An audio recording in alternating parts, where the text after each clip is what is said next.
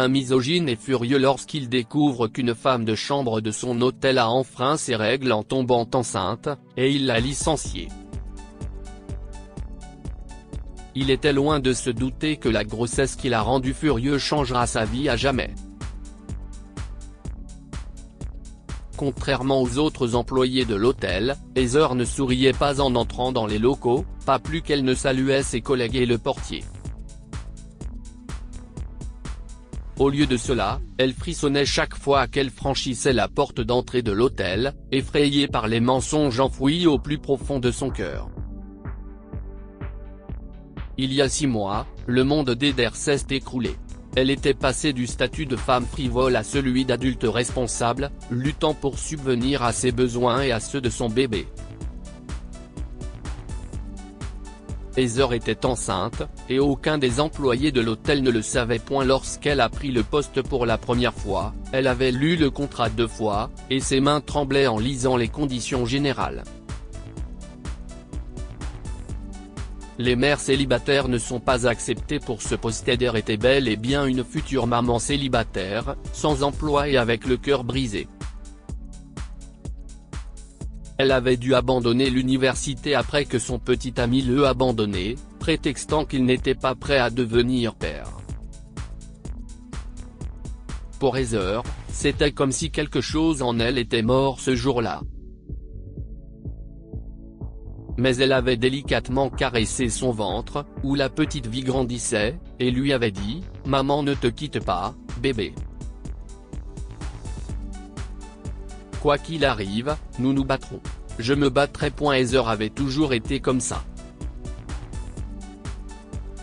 Une femme aimante et attentionnée qui voulait une grande famille. Mais le destin avait d'autres plans, et l'homme qu'elle aimait avait brisé sa confiance et ses rêves. Si seulement le destin avait été plus clément, Heather aurait pu au moins demander l'aide d'un proche pour s'occuper de son bébé. Mais malheureusement, elle était orpheline et n'avait personne au monde pour la prendre dans ses bras, la consoler et lui dire que tout irait bien, que son bébé irait bien. Alors quand Heather a compris qu'elle devait régler ses problèmes toute seule, elle a abandonné l'université et s'est mise à la recherche d'un emploi. Une jeune femme sans diplôme et sans expérience professionnelle, si est ce qu'elle était, et elle a donc eu beaucoup de mal. Si est alors qu'elle est tombée sur une offre d'emploi au Seaside Paradiso. Heather n'a jamais pu oublier ce jour-là. C'était une journée lumineuse et ensoleillée, et les oiseaux gazouillaient joyeusement dans le ciel du matin. Rien ne semblait aller mal dans le monde extérieur. Mais Heather avait l'impression que son existence devenait morne et incertaine, et qu'elle ne servait à rien. Elle avait reçu sa 5e lettre de refus ce matin-là, et elle ne se sentait pas la force de continuer. Puis, on ne sait comment, après avoir pleuré pendant des heures, elle est tombée sur une offre d'emploi pour une femme de chambre à l'hôtel de luxe, The Seaside Paradiso. Ils ne m'embaucheront jamais, avait-elle pensé en remplissant la demande d'emploi en larmes. Je ne pourrai pas donner une bonne vie à mon bébé. J'ai échoué sur toute la ligne.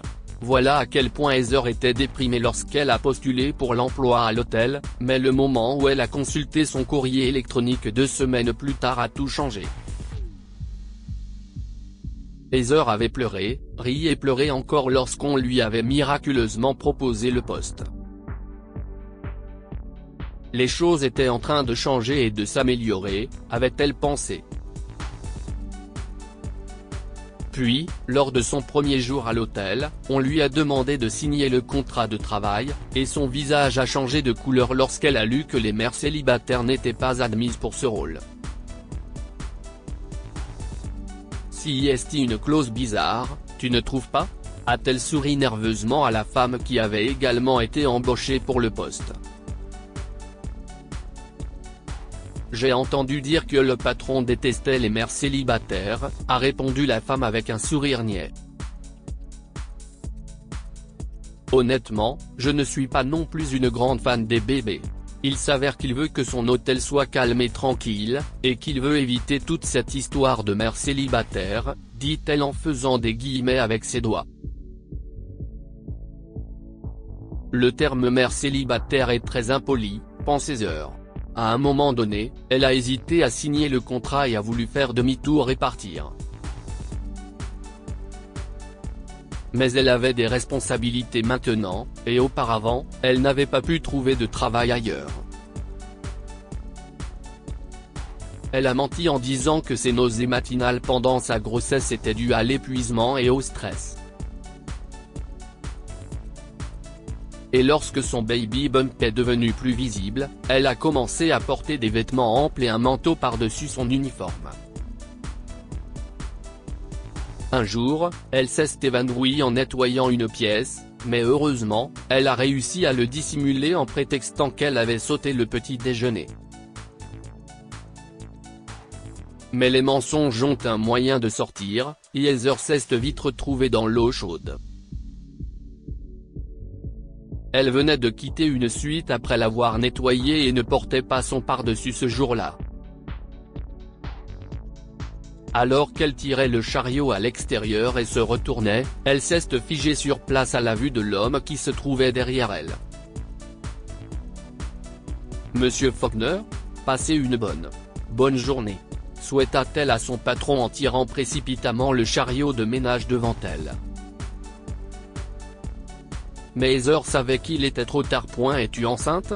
Mr. Faulkner a demandé avec colère, son regard fixé sur le baby bump. Depuis combien de temps cela dure-t-il ? Bon sang. Comment avez-vous été embauché ? Non, non, ce n'est pas ce que vous pensez, s'il vous plaît. Heather le supplie. Je peux t'expliquer.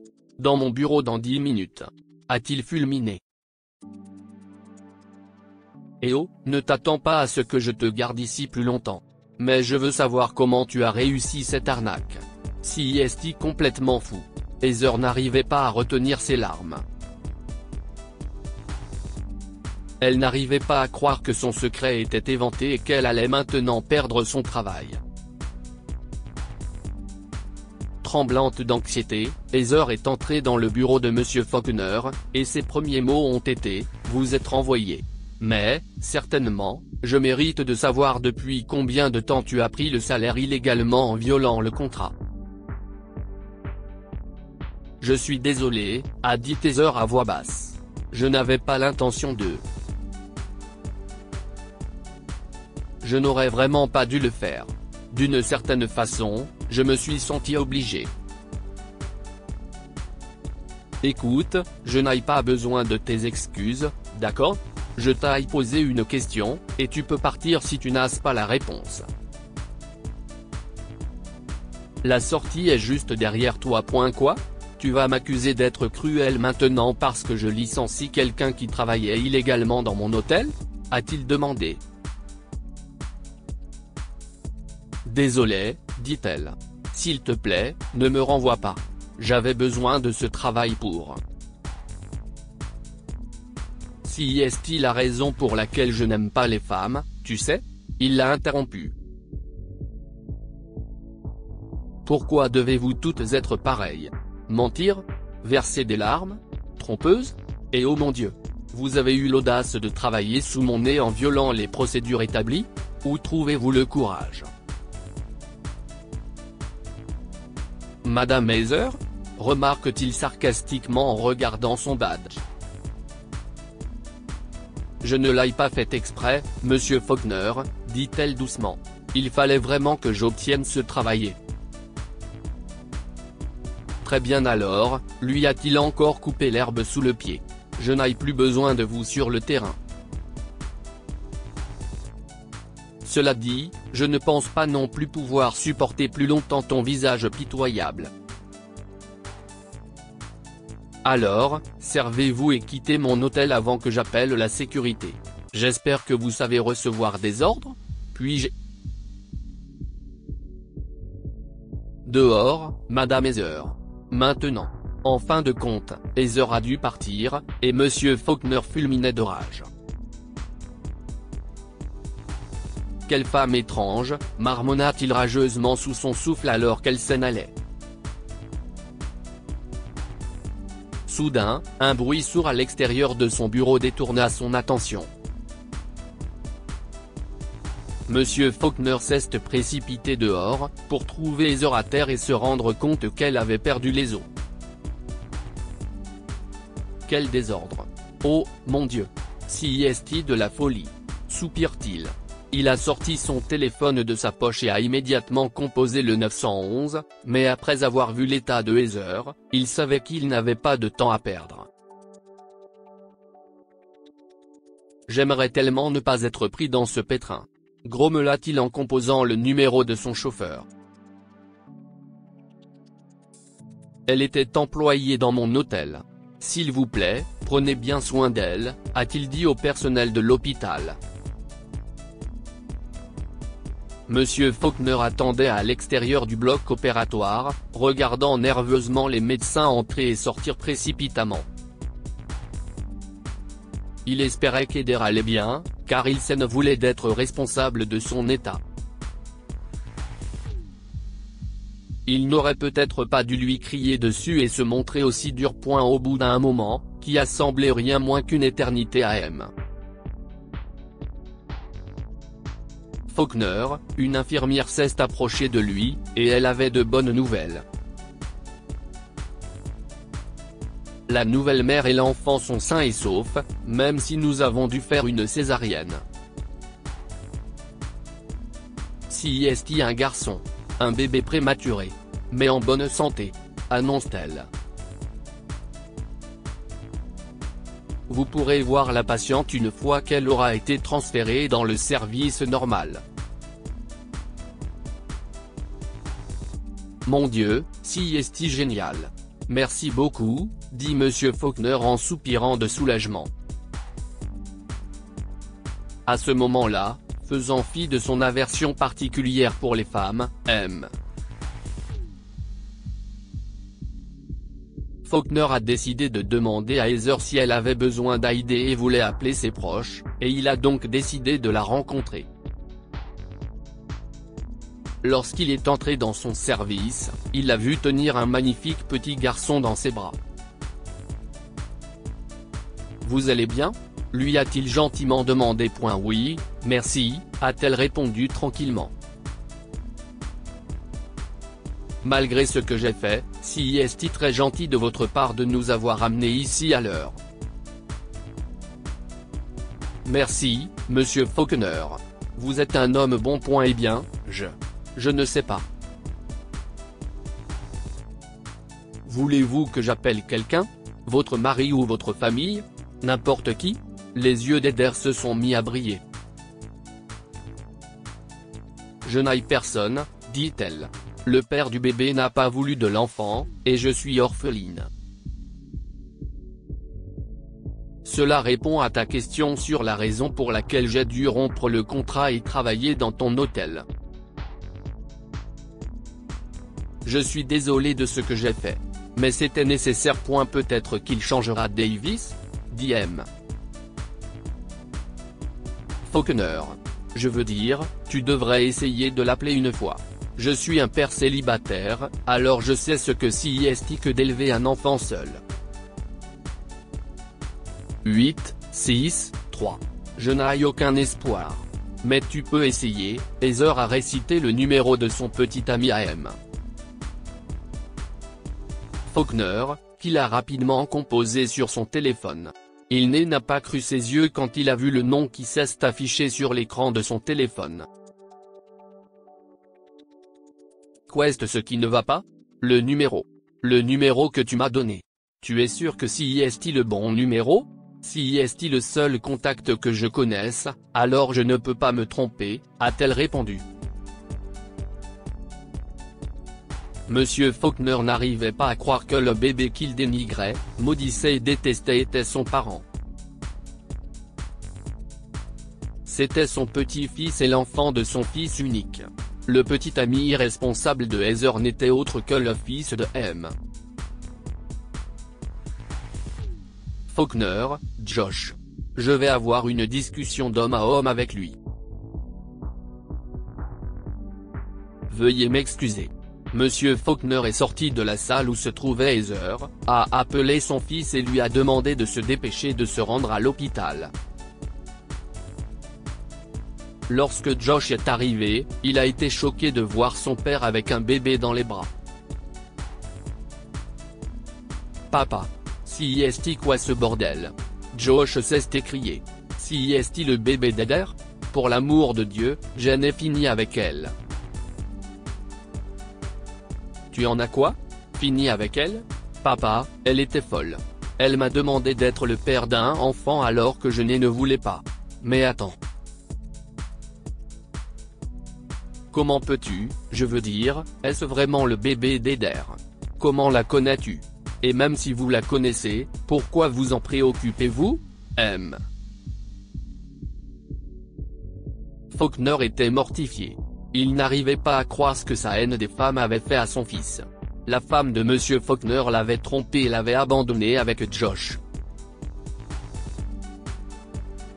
Mais il l'aimait malgré tout, et quelque part, cet amour s'est transformé en haine lorsqu'elle les a abandonnés, lui et leur fils. Monsieur Faulkner n'a donc jamais appris à Josh combien il était important pour un homme de respecter les femmes, de respecter les autres autour de lui. Josh pensait pouvoir s'en sortir en mettant une femme enceinte, mais Faulkner ne l'entendait pas de cette oreille pointe. Il ne voulait pas qu'Heather souffre, alors il a menacé Josh de lui couper les vivres et de cesser de le soutenir financièrement s'il n'aidait pas Heather à s'occuper de son enfant. Sous la pression de son père, Josh a accepté de soutenir Heather, mais Faulkner savait que son fils ne s'amènerait pas si rapidement. Alors, au moment de rédiger son testament,